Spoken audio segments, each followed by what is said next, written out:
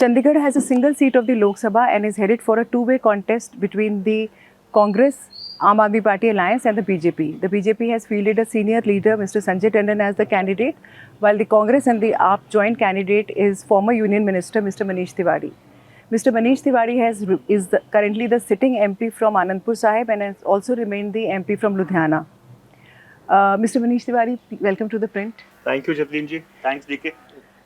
The last time I interviewed you was in a small village in Anandpur Sahib in 2019 for the elections which you won. Why this change in seat? Well, 2019 doesn't seem so far away. So though it's separated by time and space by 5 years, well, Chandigarh is where I was born. Chandigarh is where I went to school, where I went to college, where I went to university. Chandigarh is the place where my father was assassinated by the terrorists in the April of 1984. Chandigarh is the place where my mother spent her entire working life at the PGI Chandigarh, finally retiring as the Dean of PGI Chandigarh. So therefore, ultimately, of course, it is the decision of the party to field whosoever from where. But in many senses of the word, after having cut my political teeth on various difficult turfs in Punjab, this seems like a homecoming. Chandigarh is very different from both Ludhiana and Anandpur Sahib, which has Mohali. So these are very two huge cities. Chandigarh is limited in its in its potential, growth potential. It's a limited town. Panchkula and Mohali both have grown beyond their physical original limits. So what can you offer as an MP here? Well, I think the first thing that you need to really look at it is that you need to look at the Tri-City in a holistic, composite manner. In 2019, I had proposed to Mr. Nitin Gadkari that if you put in place a mass rapid transport system, which starts in Ambala and goes right up till Kurali, traversing Chandigarh on this salient. And on the other salient, if you start at Landra and you go to Panchkula, you will be able to leverage the enormous creative potential that the Tri-City has to offer. You see, in the age of internet, boundaries have become meaningless. So therefore, there is no reason to gerrymander with state boundaries. But the Tri-City as a whole has a tremendous potential, especially insofar as the fourth industrial revolution is concerned, which is the future. So you have robotics, you have genomics, you have artificial intelligence, you have other cutting edge technologies. Mohali, incidentally, is doing much, much better in some of these cutting edge technologies than even Chandigarh. Panchkula also has been doing fairly well. Unfortunately, Chandigarh in the past 10 years, when the entire fourth industrial revolution came to fruition, has not been able to harness its potential. So if you put in place the proper physical and the cyber infrastructure, the potential of this region is exponential. So therefore, what I bring to the table is experience. Number two, having served in the government of India, I'm aware as to how government of India works. Having served in parliament now for 2 terms, 10 years, I know what the lay of the land is with regard to parliament. So under those circumstances, with the proper direction and with proper thought going into it, if you rework the governance model of Chandigarh, which is archaic, which was really tailored to serve an ad hoc situation for 5 years, you can unleash so much of creative energy that none of our young boys and girls would have to go to Bengaluru or Gurgaon or to other places to look for employment. Chandigarh is locked in the heritage status. It's a city which many people come and visit as tourists because it's a heritage city. So how are you going to balance the growth versus its heritage status? Well, you see, the thing is that every town, every city is a living city. It is not frozen in time, right? So therefore, you cannot really look at Chandigarh as a Mohenjo-daro or as a Harappa, and you can't freeze it in time. The city has some real problems which has not been addressed. For example, this floor-wise or this share-wise sale of property. Not the Apartment Act, the share-wise sale of property. That if you have a share in your property, you are able to sell it independently, which the Supreme Court actually struck down, and it's been extended to the whole town. It's a complete travesty because people require money in order to cater to a medical exigency, in order to cater to a marriage. Some need to send their children abroad to study, and at times that real estate is their only asset.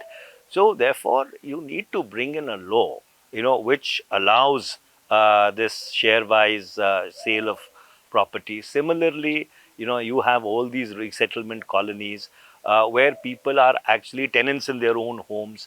There is a serious need to regularize these allotments because people are paying exponential rent for these.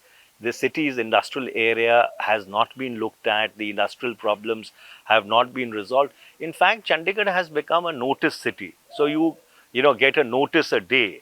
And in addition to that, even if you look at the entire network of CCTV cameras which have been installed around the city, while from a safety perspective it makes a lot of sense, but then from a safety perspective, if it makes sense, why do you still have an increase in petty crime?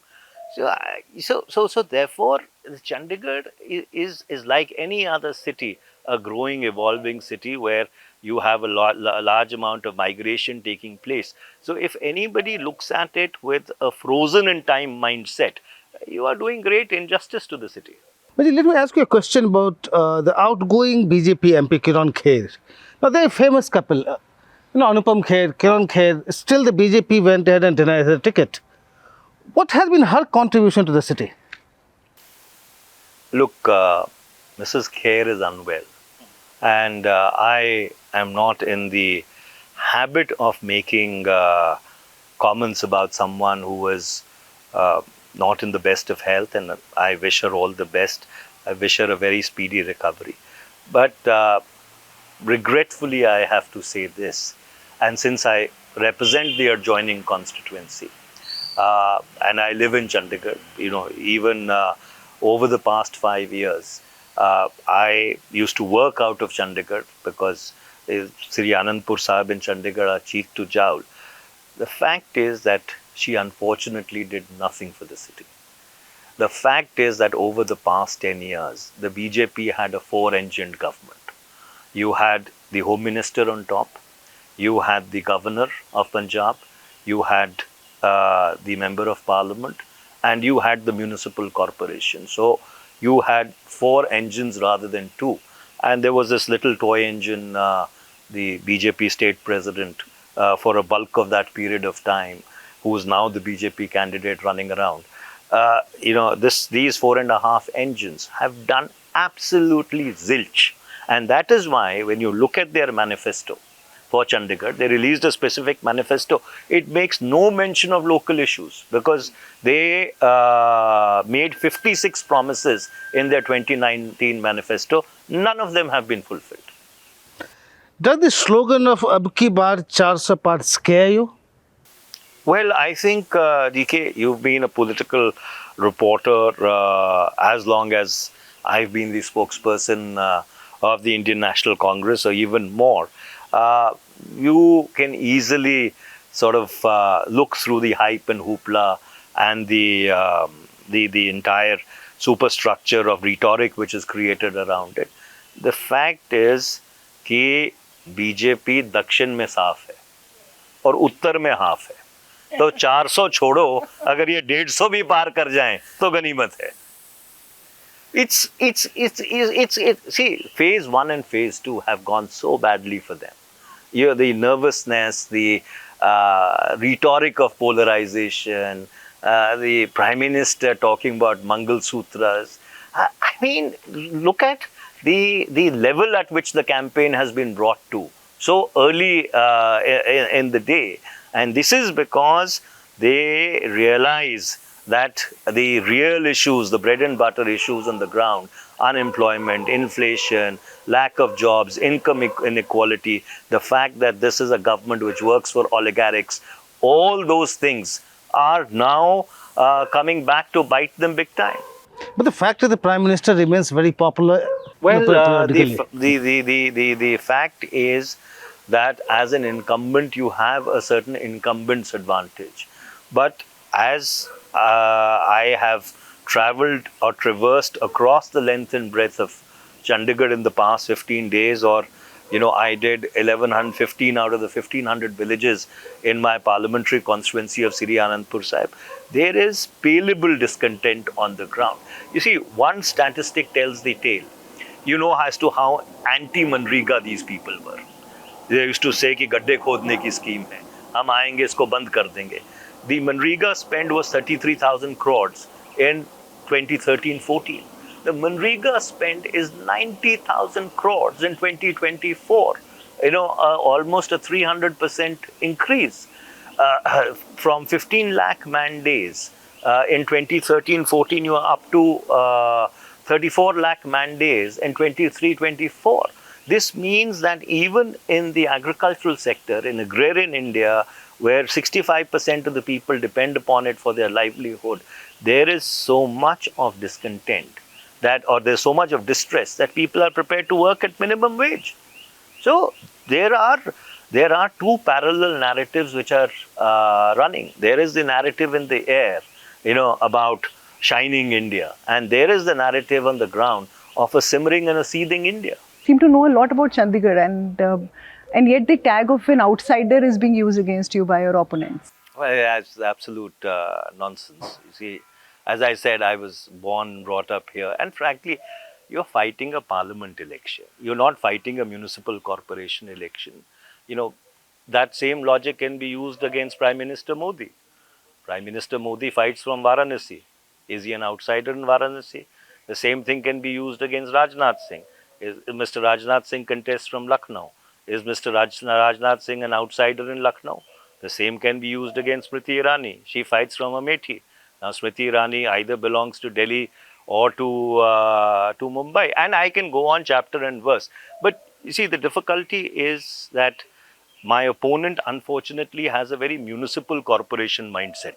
He does not really have the bandwidth to encompass the fact that he's fighting a parliament election.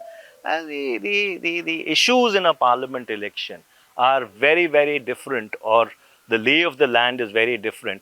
I saw an excerpt from your interview where he says that if 40 or 50 people come to meet him every day, he knows a bulk of them by name.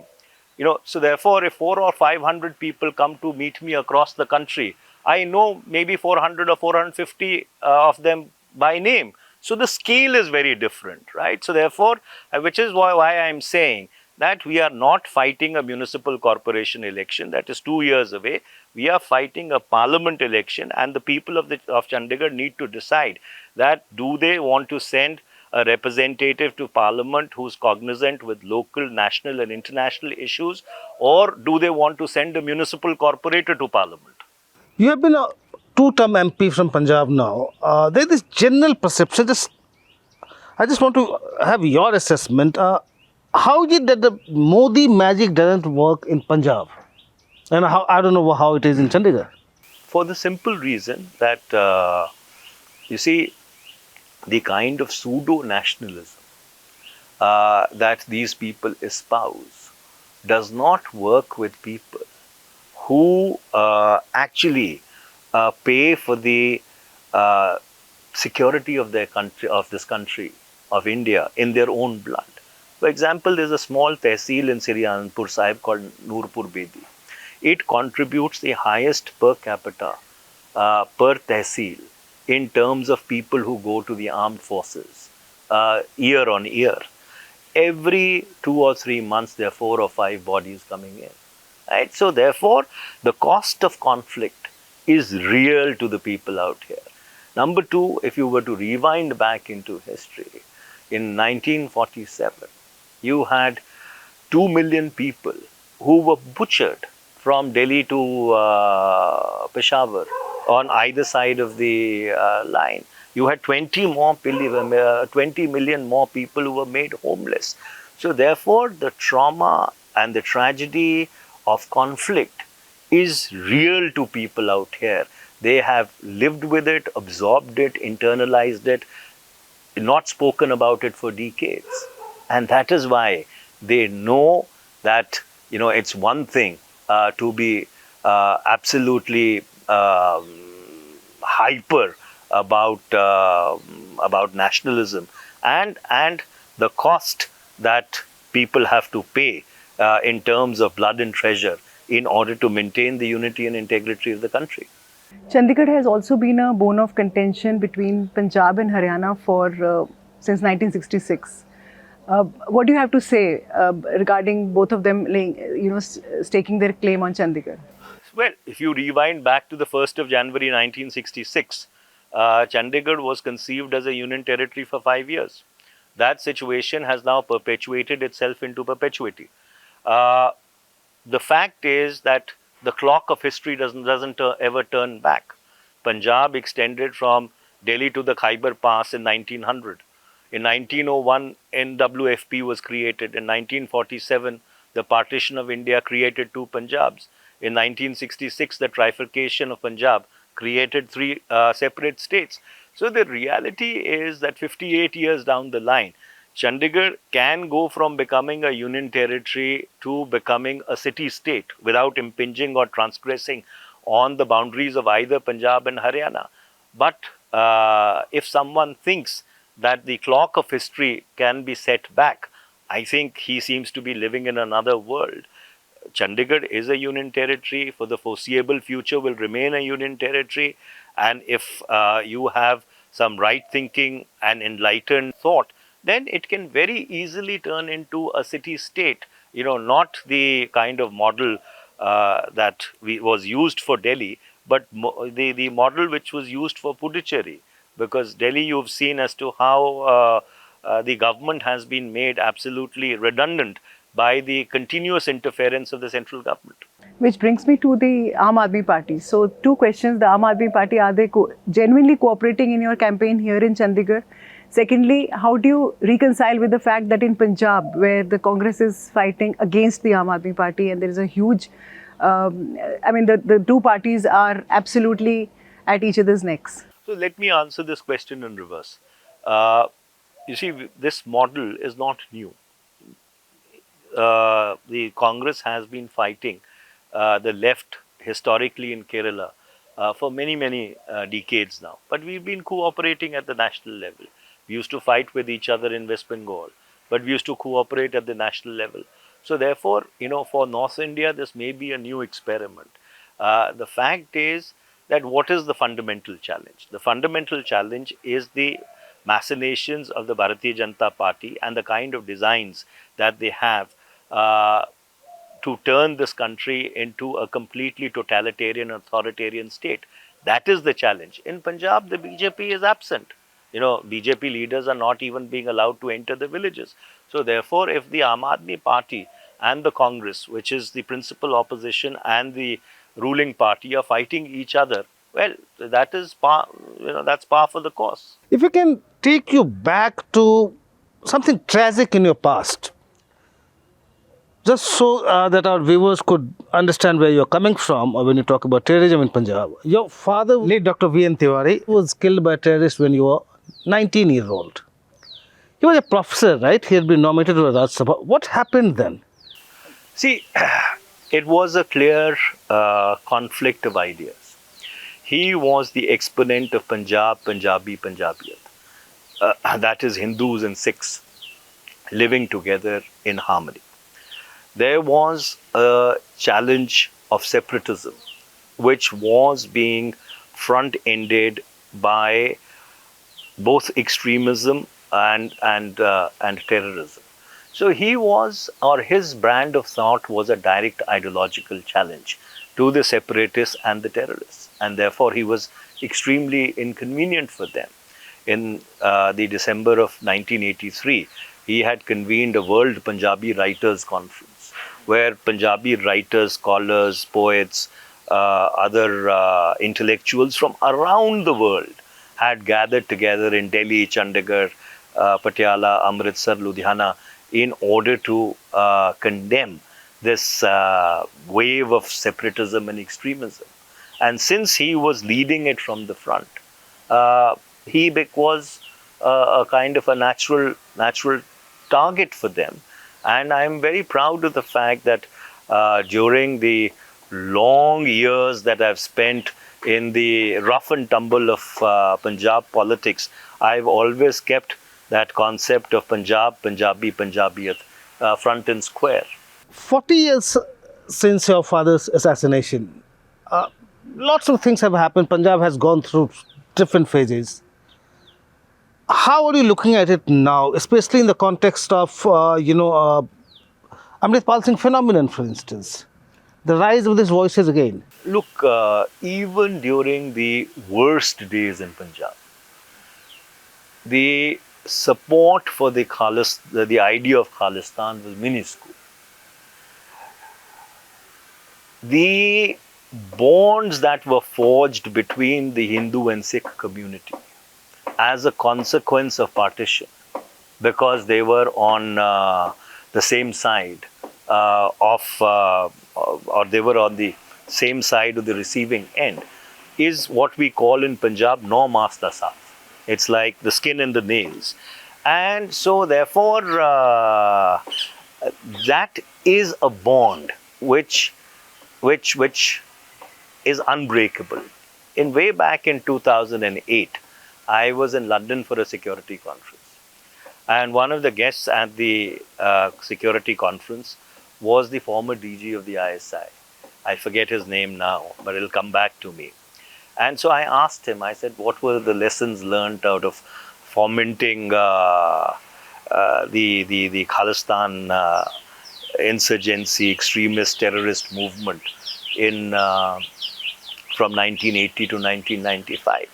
And he said that our biggest lesson learned was that we were not able to break the bonds between the Hindu and Sikh community. That was the former ISI chief. One of the former ISI chiefs. And that is the intrinsic strength of Punjab, that both the communities are welded together as one. That is the historic evolution of Punjab. So you don't really see Amritpal Singh being anything more than a bubble here right now? As I said, even during the worst days of terrorism, there was minuscule support for the idea of Khalistan. It might have support in some very, very vocal or misguided sections of the diaspora, but on the ground there is no support in Punjab. You are a distinguished senior fellow at the Atlantic Council, and I understand you are working on the programming to strengthen IndoUS ties? Well, I resigned in 2019 because as an elected official, you cannot serve in a think tank. But yes, over a period of time, one of our principal areas of focus has been to strengthen Indo-US relations. I brought up your association with the Atlantic Council in the context of the Indo-US relations. Washington Post has reported that, it has quoted unnamed sources to point fingers at a former RAW chief in the alleged plot to assassinate Khalistani terrorist Gurpatwant Singh Pannu. Do you see this Pannu affair impacting Indo-US relations in any way? Well, I have not seen the Washington Post report, but you see, the United States of America, Canada, Great Britain, Germany, some of the countries where some of these extreme fringe elements of the diaspora are present in large numbers, have to be cognizant of India's security concerns. The fact is that no country will allow the unity, integrity of the country to be impacted by the depredations of people from outside. Without going into the merits of the allegations leveled, we have serious and sensitive concerns with regard to what some of these elements do to try and ferment trouble out here. And I think the US needs to be very mature and needs to factor in the legitimate and genuine security concerns that India has. This is not a partisan football, which you need to kick around for political brownie points. The security of India is absolutely non-negotiable. And I think every government would do everything that is essential in order to protect and preserve our national security and integrity. Well, I think the Indo-US relationship is now a very mature relationship. It's a broad spectrum relationship. It is not a transactional relationship, or it is not even being viewed through the ideological lens. So under those circumstances, there are obviously, sections within the US establishment also who are unhappy about the growing closeness between India and the United States of America. I mean, there is a huge Chinese lobby which operates across the US system, right? In the academia, in the think tanks, lobbying Congress, lobbying the government. So under those circumstances, they obviously would be more than interested in driving a wedge between India and the United States. So we need to be very cognizant, and so does the United States, that this relationship does not get derailed by an issue which, as I understand correctly, is now being adjudicated by the US courts. You have people leaving the party. There has been a constant outflow from the party. Now you see even those who are getting party tickets, they just withdraw their nomination, and somehow you are just losing control. Well, DK, this is the worst form of coercion and play, right? They think in a democracy, if you are not even going to allow people to contest against you, this is exactly what we are fighting against. This is the authoritarianism that is subverting democracy that we are fighting against. Do you think these people have voluntarily or willingly withdrawn? No. These people have withdrawn primarily because there is the invisible hand of coercion at play. And this is exactly what people need to be cognizant about, that you want to turn this country into a one-party state. And Surat and Indore are possibly the classical examples of that. Did you also ever get an offer from the BJP to switch sides? Well, in the sense that, I have friends across the board, right? And I've also been their biggest critic now, going back over 2 decades. You've seen me in action. Even in the past 5 years in Parliament, I have been their biggest critic. So therefore, they also know as to whom to reach out to and whom not to reach out to. What about the infighting in the Congress? Mr. Pawan Kumar Bansal was also a contender for the ticket, and I believe he is not supporting your campaign. Well, Mr. Pawan Bansal is a senior colleague. I went and met him personally. I requested him that he should come and join our campaign. Mr. Bansal has contested from Chandigarh since 1991 continuously. We have an old family relationship with him, and I do hope that given the kind of existential challenges that we are facing, he would come and join the campaign. Ultimately, what is the fundamental challenge? The fundamental challenge is preserving democracy. You saw what happened in Chandigarh. The votes were with somebody. The mayor was elected by someone. The mayor came from some other party. This Mr. Anil Masih, the great paragon of electoral virtue, who I am told is a very, very close friend of Mr. Sanjay Tandon. You looked at the way that he mutilated, slaughtered, murdered, and absolutely massacred democracy in this city. The Supreme Court had to intervene in order to ensure that democracy is restored. They had to use their extraordinary powers under Article 142 of the Constitution of India. So therefore, you see, and you didn't even have a whimper of apology from the BJP. After massacring democracy and after the Supreme Court, took them to task, actually almost put them across the knee and wrapped them, the least you would have expected was that there would be a frontal apology that, look, we apologize for murdering democracy in Chandigarh. And that is the model that they want to replicate across the country. So the existential fight in 2024 is saving democracy. saving the constitution, because they have very, very clearly articulated that if they get a chance, they will absolutely abrogate the Constitution of India as conceived by Dr. Baba Sahib Bhimrao Ambedkar and his colleague. And the third fundamental challenge is to preserve the idea of India on which this nation rests, that irrespective of caste, creed, region, religion, and faith, every citizen would be treated as one. So I'm very cognizant that Mr. Pavan Kumar Bansal is also aware of the existential challenges that this nation confronts, and therefore he would also put in his very best to ensure that these fundamental values that we are fighting for are protected and preserved. You were the NHOA president, national president. You were appointed national president of the NHOA by Rajiv Gandhi. You were youth Congress president under Sonia Gandhi.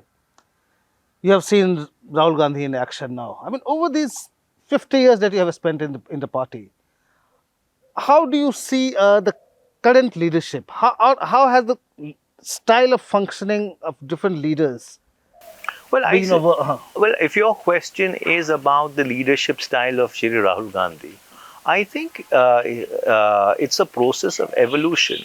And over the past 2 decades that he has been in public life, in parliament, he's come into his own. I think people do him great disservice when they do not recognize the fact that here is a person who actually had the conviction of courage of walking across the length and breadth of this country, right? Actually walked 3,000 kilometers from Kanyakumari to Kashmir. And then you had a situation where he traveled from Manipur to Mumbai. The tragedy of Manipur, is still with us. So under those circumstances, there is a conviction, there is a transparency about him, and there is sincerity and honesty, and this is the kind of leadership which this country requires. No, I talked about Rajiv Gandhi or Sonia Gandhi because you worked with them very closely. I just want to understand how different is Rahul Gandhi as a leader.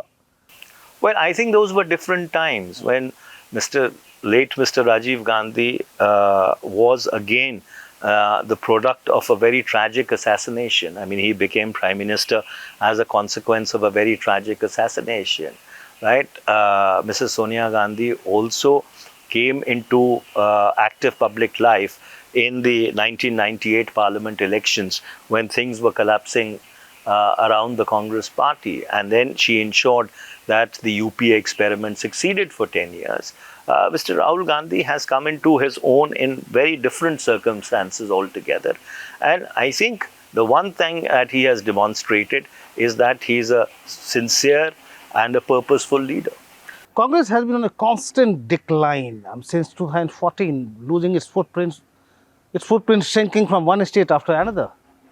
What has gone wrong, and what would be your prescription to get it back on track? Well, 2024, June will be different. 2024, June will be different. People are seeing through the mirage, people are seeing through the charade, and therefore 2024 is going to be a different election altogether. What makes you so convinced? Because I can see the palpable discontent on the ground. You see, unlike Pakistan, which is invested in the street, India has had an unbroken continuum of being a democracy since 1952. We are invested in the ballot box or now in the machine. And when people get their chance, they know what to do. Thank you, Manish. Thank you so much for spending time. Thank you. Thank you.